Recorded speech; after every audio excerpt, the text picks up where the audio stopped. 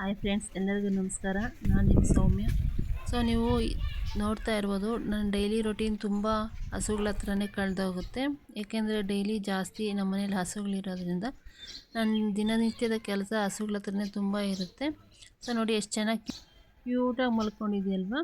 ಬರ ಇಲ್ದ ಏ ಬಾ ಬಾ ಬಾ ಬಾ ಬಾ. ತುಂಬ ಬಿಸಿಲಿರೋದ್ರಿಂದ ಹಸುಗಳು ಯಾವ ರೀತಿ ಬಿಸಿಗುಟ್ಟುತ್ತೆ ಅಂತ ನೋಡಿ. ಜಾಸ್ತಿ ಬಿಸಿಲಲ್ವಾ, ಅದಕ್ಕೆ ತಡೆಯೋದಕ್ಕಾಗಲ್ಲ. ಇದರಲ್ಲಿ ಇನ್ನೊಂದು ಪ್ರಾಬ್ಲಮ್ ಏನಂದರೆ ನೋಡಿ, ಪಾಪ ಬಿಸಿಲಿಗೆ ಯಾವ ರೀತಿ ಆಗೋಗಿದೆ ಅಂದ್ಬಿಟ್ಟು ಇಲ್ಲಿ ಗಾಯ ಆಗಿದೆ ಪಾಪ. ನಾವು ಇಂಜೆಕ್ಷನ್ ಎಲ್ಲ ಕೊಡಿಸ್ತಾ ಇದ್ರೂ ಅದು ಕಡಿಮೆ ಆಗ್ತಿಲ್ಲ. ಆ ಪ್ಲೇಸಲ್ಲಿ ಏನು ಮಾಡೋದು ಅಂತ ನಾವು ಪೌಡರ್ ಹಾಕ್ತಾಯಿದ್ದೀವಿ. ಅದರಿಂದ ಸ್ವಲ್ಪ ವಾಸಿಯಾಗಿದೆ.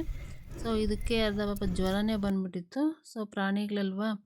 ಸೊ ಫ್ರೆಂಡ್ಸ್, ನಾನು ನಿಮಗೆ ಪ್ರಾಣಿಗಳ ಬಗ್ಗೆ ಜಾಸ್ತಿ ಕೇರ್ ಮಾಡ್ತೀನಿ ಅಂತ ಅಂದ್ಕೊಳ್ಬೋದು. ಬಟ್ ನಾನು ಯಾವ ರೀತಿ ಪ್ರೀತಿ ಮಾಡ್ತೀನೋ ಅದಕ್ಕಿಂತ 4 ಪಟ್ಟು ಎಕ್ಸ್ಟ್ರಾನೇ ಪ್ರೀತಿ ಮಾಡ್ತಾವೆ ಅವು. ಬೇಕಾದರೆ ಈ ವಿಡಿಯೋ ಕೊನೆವರೆಗೂ ನೋಡಿ.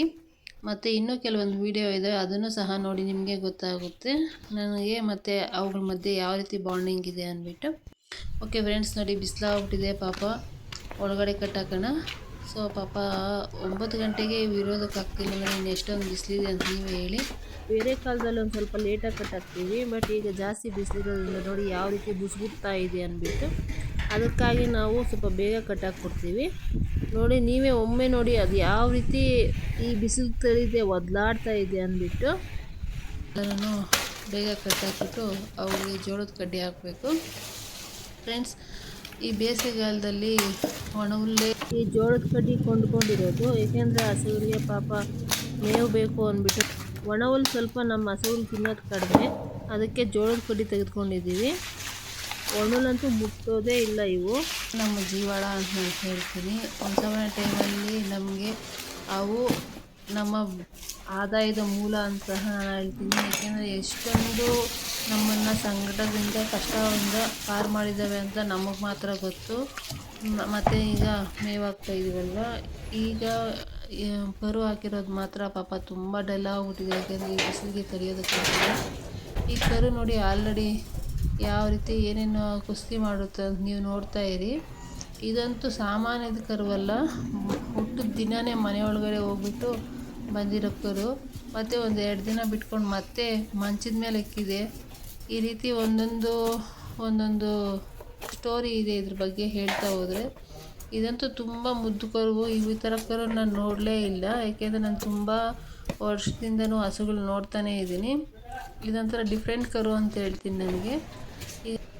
ಈಗ ಬಿಸಿಲು ಜಾಸ್ತಿ ಇರೋದ್ರಿಂದ ಒಂದು ಬೆಡ್ಶೀಟು ತೇವ ಮಾಡಿಬಿಟ್ಟು ಹಾಕಿದ್ವಿ. ಸೊ ನೋಡಿ ನೀರೆಲ್ಲ ಹಾವಿ ಆಗೋಗ್ಬಿಟ್ಟಿದೆ. ಬೆನ್ನ ಮೇಲೆ ಹಾಕಿದ್ವಿ. ಇದು ಜಾಸ್ತಿ ನೀರಿಗೆ ದಗಿಸ್ತಾನೇ ಇರುತ್ತೆ. ಬಿಸಿಲಿಗೆ ದಗ್ಸೋದ್ರಿಂದ ಪಾಪ ಏನು ಮಾಡೋದು ಅಂದ್ಬಿಟ್ಟು ನಾವು ಆ ಥರ ಹಾಕಿ ಮಡಗ್ಬಿಡ್ತೀವಿ. ಚೀಲ ಹಾಕಬೇಕು, ಬಟ್ ಚೀಲಗಳಿಲ್ಲ. ಅದಕ್ಕಾಗಿ ನಾವು ಬೆಡ್ಶೀಟೇ ಹಾಕ್ಬಿಡ್ತೀವಿ. ಈಗ ನೋಡಿ ಇವುಗಳಿಗೆ ಸ್ವಲ್ಪ ಬೂಸ ಹಾಕ್ಬಿಟ್ಟು ಇವು ಬಿಟ್ಬಿಡ್ತೀವಿ. ಬಟ್ ಈ ನಡುವೆ ತೀಟೆ ಜಾಸ್ತಿ ಆಗಿರೋದ್ರಿಂದ 2 ಮಾತ್ರ ಕಟ್ಟಾಕಿದ್ದೀವಿ. ನೋಡಿ ಇವರ ಅಮ್ಮ ಅವರು ಪಾಪ ಮೇಯೋದಕ್ಕೆ ಹೋಗಿದ್ದಾರೆ. ಅದಕ್ಕಾಗಿ ಇವರನ್ನು ಮಾತ್ರ ಕಟ್ಟಾಕ್ತೀವಿ. ಬಟ್ ಬೆಳಗ್ಗೆ ಸಂಜೆ ಮಾತ್ರ ಬಿಟ್ಬಿಡ್ತೀವಿ, ರಾತ್ರಿ ಬಿಟ್ಬಿಡ್ತೀವಿ. ಮಧ್ಯಾಹ್ನ ಟೈಮ್ ಕಟ್ಟಾಕ್ತೀವಿ. ಇಲ್ಲಾಂದರೆ ಮನೆಯೊಳಗಡೆ ಬಂದು ರಂಪಾಟ ಆಡಬೇಕು ಅಂತ ನನಗೆ ತುಂಬ ಕೆಲಸ ಕೊಡ್ತವೆ. ಈಗ ಇವಾಗ ಸ್ವಲ್ಪ ನೀರಿಡೋಣ. ನೋಡಿ ಫ್ರೆಂಡ್ಸ್, ಇದು ಯಾವ ರೀತಿ ಬುಸ್ಗುಟ್ಟುತ್ತೆ ಅಂತ ನೀವೇ ನೋಡ್ತಾ ಇದ್ದೀರಲ್ವ. ಇದನ್ನು ನೋಡಿದ್ರೆ ನಮಗೆ ಅಯ್ಯೋ ಅನಿಸುತ್ತೆ. ಅಷ್ಟೊಂದು ಬಿಸಿಲಿಗೆ ಇರೋದಕ್ಕಾಗ್ತಿಲ್ಲ. ಬಟ್ ಬೇರೆ 2 ಹಸುಗಳು ಪರವಾಗಿಲ್ಲ. ಇದು ಸ್ವಲ್ಪ ವೀಕ್ ಅನಿಸುತ್ತೆ. ಇಲ್ಲಾಂದರೆ ಕರು ಹಾಕಿರೋದಕ್ಕೆ ಪಾಪ ಆಗಲ್ಲ ಅನಿಸುತ್ತೇನೋ ಗೊತ್ತಿಲ್ಲ. ಬಟ್ ಡಾಕ್ಟ್ರುಗಳ ಹತ್ರ ಎಲ್ಲ ನೋಡ್ತಿದ್ವಿ, ಅದು ಬೇರೆ ಬೇದಿ ಬೇರೆ ಜಾಸ್ತಿ ಆಗೋಗಿದೆ ಇದಕ್ಕೆ. ಅದಕ್ಕಾಗಿ ಸ್ವಲ್ಪ ಡಲ್ಲ ಹೋಗಿದೆ ಹಸು. ಮತ್ತು ಹಾಲು ಮಾತ್ರ ಚೆನ್ನಾಗಿ ಬರುತ್ತೆ. 15 ದಿನಕ್ಕೊಮ್ಮೆ ನಾವು ಇನ್ಕಮ್ ನೋಡ್ತೀವಿ ಅಂದರೆ ಹಸುಗಳಲ್ಲಿ ಅಂತ ನಾನು ಹೇಳ್ತೀನಿ. ನೋಡಿ ಈಗ ಇದ್ಬಿಟ್ಟು ಹಿಂಡಿ ಬೂಸ ಕುಡಿತಾ ಇದ್ದಾರೆ. ಬಟ್ ನೀರು ಕುಡಿಬೇಕಂದ್ರೂ ಅವಾಗೊಂದು ಕಂಡೀಷನ್ ಇರುತ್ತೆ. ಏಕೆಂದರೆ ಕೆಳಗಡೆ ಇರೋದೆಲ್ಲನೂ ಚೆನ್ನಾಗಿ ಬರಬೇಕು. ಅದಕ್ಕಾಗಿ ಕೈ ಹಿಡಲೇಬೇಕು, ಏನು ಮಾಡೋದಕ್ಕಾಗಲ್ಲ. ಕೈ ಇಟ್ಟರೆ ಕುಡಿಯುತ್ತೆ. ಸೊ ಹೇಳ್ಬೇಕಂದ್ರೆ ಪ್ರತಿಯೊಬ್ಬರಿಗೂ ಒಂದೊಂದು ಆದಾಯದ ಮೂಲ ಇರುತ್ತೆ. ನಮಗಂತೂ ಈ ಹಸುಗಳೇ ಒಂದು ಆದಾಯದ ಮೂಲ. ಮತ್ತು ಇವುಗಳಿಗೂ ನಮಗೆ ಒಂದು ಕಮಿಟ್ಮೆಂಟ್ ಸಹ ಇದೆ. ಇವು ಒಂದು ರೀತಿ ನಮ್ಮ ಬೆನ್ನೆಲುಬು ಅಂತ ಹೇಳಬೇಕು. ನಮ್ಮ ಆದಾಯದ ಬೆನ್ನೆಲುಬು. ಒಂದು ಸ್ವಲ್ಪ ಟೈಮಲ್ಲಿ ನಾವು ಕಷ್ಟಪಟ್ಟಿರೋದ್ರಲ್ಲಿ ಇವು ನಮ್ಮ ಕಷ್ಟಗಳೆಲ್ಲನೂ ದೂರ ಮಾಡಿದ್ದಾವೆ ಅಂತ ಹೇಳ್ತೀನಿ. ಯಾಕೆಂದರೆ ಇವೇ ಇಲ್ಲ ಅಂದಿದ್ರೆ ತುಂಬ ಕಷ್ಟ ಆಗ್ತಿತ್ತು. ಈ ಕೊಕ್ಕರೆ ಇದೆ ನೋಡಿ, 2 ಕೊಕ್ಕರೆ ಇರಬೇಕು, 1 ಕೊಕ್ಕರೆ ಇವತ್ತು ಬಂದಿಲ್ಲ. ಇದು ಡೈಲಿ ಇರುತ್ತೆ. ಈಗ ನೋಡಿ ಕರುಗೆ ನೀರಿಡ್ತಾ ಇದ್ದೀನಿ, ಅಂದರೆ ಹಾಲಿಡ್ತಾ ಇದ್ದೀನಿ. ಹಾಲು ಮತ್ತು ಈಗ 1 ತಿಂಗಳು ಕರುವಾಗಿರೋದ್ರಿಂದ ಒಂದು ಸ್ವಲ್ಪ ಹಿಂಡಿ ಸ್ವಲ್ಪ ಬೂಸ ಹಾಕ್ತೀನಿ. ಈ ನಡುವೆ ಪರವಾಗಿಲ್ಲ, ಚೆನ್ನಾಗಿದೆ ಕರು. ಇಷ್ಟು ದಿನ ಅಂದರೆ ಹಾಲು ಮಾತ್ರ ಕುಡಿತಾ ಇತ್ತು. ಈಗ ಇವು ಸುಮ್ಮನೆ ಇರ್ತಾವ, ಪ್ರತಿಯೊಂದಕ್ಕೂ ಹಾಲು ಕುಡಿಸ್ಲೇಬೇಕು. ನನ್ನ ದಿನನಿತ್ಯ ದಿನಚರಿ ಹೆಚ್ಚಾಗಿ ಇದೇ ಇರುತ್ತೆ. ಮನೆಯಲ್ಲಿ ಆದಮೇಲೆ ಇಲ್ಲಂತೂ ಕಂಪಲ್ಸರಿ ನಾನು ಹಾಜರಾಗಲೇಬೇಕು.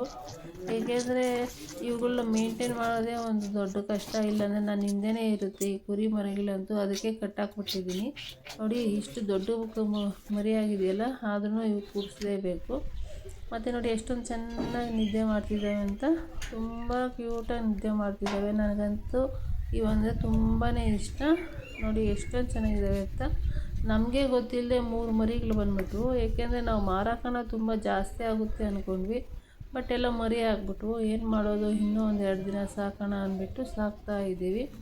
ನೋಡಿ ಇದು ಬಿದ್ದೋಯ್ತಂತೆ. ಏನು ಕೆಲಸ ಕೊಡ್ತಿದೆ ಅಂತ ನೇಮ್ ನಿಮ್ಗೆ ಗೊತ್ತೇ ಇರುತ್ತೆ ಅಂದ್ಕೊಳ್ತೀನಿ. ಬೇಕಾದರೆ ನಿಮಗೆ ಕಮೆಂಟ್ ಮಾಡಿ ಹೇಳ್ತೀನಿ. ಸೊ ಒಂದು ಹೆಣ್ಣು ಮರಿ 2 ಗಂಡು ಮರಿಗಳಿದ್ದಾವೆ ನೋಡಿ. ಈಗ ನಿದ್ದೆ ಮಾಡ್ತಾ ಇದ್ದಾವೆ. ಎಷ್ಟೊಂದು ಕ್ಯೂಟಾಗಿ ನಿದ್ದೆ ಮಾಡ್ತಿದ್ದಾವಲ್ವ. ಸೊ ಇವಿಗೆ ಹೆಚ್ಚಾಗಿ ಮೇವೇ ತಿನ್ನೋದಿಲ್ಲ, ಅದಕ್ಕಾಗಿ ಬೂಸ ಮಾತ್ರ ಇಡ್ತೀನಿ. ಸೊ ಎಷ್ಟೊಂದು ಚೆನ್ನಾಗಿದ್ದಾವಂದರೆ ಈ ಮರಿಗಳು. ಹಬ್ಬ, ನಾನಂತೂ ಇಂಥ ಮರಿಗಳು ನೋಡಲೇ ಇಲ್ಲ. ಆ ಥರ ಇದ್ದಾವೆ. ಅಷ್ಟೊಂದು ಜಾಣ ಮರಿಗಳು ಅಂತ ನಾನು ಹೇಳ್ತೀನಿ. ಏಕೆಂದರೆ ಯಾವಾಗಲೂ ಇವುಗಳು ಪಕ್ಕನೇ ಕೂತ್ಕೊಂಡಿರಬೇಕು. ಬಟ್ ತುಂಬಾ ಕಷ್ಟ ಹೇಳ್ಬೇಕಂದ್ರೆ. ಓಕೆ ಫ್ರೆಂಡ್ಸ್, ಓಕೆ ಮಧ್ಯಾಹ್ನ ಮತ್ತೊಮ್ಮೆ ಮೇವು ಹಾಕ್ಬಿಟ್ಟು ಈಗ ನಾನು ಮತ್ತೆ ಕೆಲವೊಂದು ಅತಿಥಿಗಳಿದ್ದಾವೆ. ಏಕೆಂದರೆ ಅವುಗಳಿಗೆ ಊಟ ಇಲ್ಲದೆ ಬಂದು ನಮ್ಮ ಮನೆ ಹತ್ರ ಇತ್ತು. ಓಕೆ ಅಂತ ಆ ಮರಿಗಳಿಗೆ ಸಹ ಹಾಲು ಅನ್ನ ಹಾಕಿದೆ. ಟೋಟಲಿ ಹೇಳ್ಬೇಕಂದ್ರೆ ಬೆಳಗ್ಗೆಯಿಂದ ತುಂಬ ಕೆಲಸ ಇರುತ್ತೆ. ಮನೆಯಲ್ಲಿ ಕೆಲಸ ಬಿಟ್ಟು ನಾನು ಔಟ್ಸೈಡ್ ಇಷ್ಟು ಕೆಲಸ ಮಾಡಲೇಬೇಕು. ಮನೆಯಲ್ಲಿ ಯಾವ ರೀತಿ ಕೆಲಸ ಮಾಡ್ತೀನಿ ಅಂದ್ಬಿಟ್ಟು ನಾನು ನೆಕ್ಸ್ಟ್ ವೀಡಿಯೋದಲ್ಲಿ ತಿಳಿಸ್ತೀನಿ. ಏಕೆಂದರೆ ಈಗಲೇ ಲೆಂತ್ ಜಾಸ್ತಿ ಆಯಿತು. ನಾನು ಆಲ್ರೆಡಿ 2 ಮ್ಯಾನೇಜ್ ಮಾಡಿಕೊಂಡೇ ಮಾಡಿದ್ದೆ. ಬಟ್ ಸ್ವಲ್ಪ ವೀಡಿಯೋ ಲೆಂತ್ ಜಾಸ್ತಿ ಆಯಿತು. ಪ್ಲೀಸ್ ಫ್ರೆಂಡ್ಸ್, ಇಲ್ಲಿವರೆಗೂ ನೋಡಿದ್ದೀರಂದರೆ ನಿಮ್ಗೆ ಇಷ್ಟ ಆಗಿರುತ್ತೆ.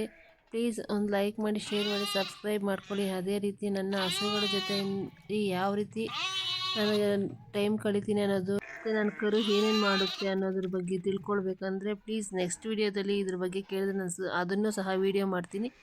ಧನ್ಯವಾದಗಳು.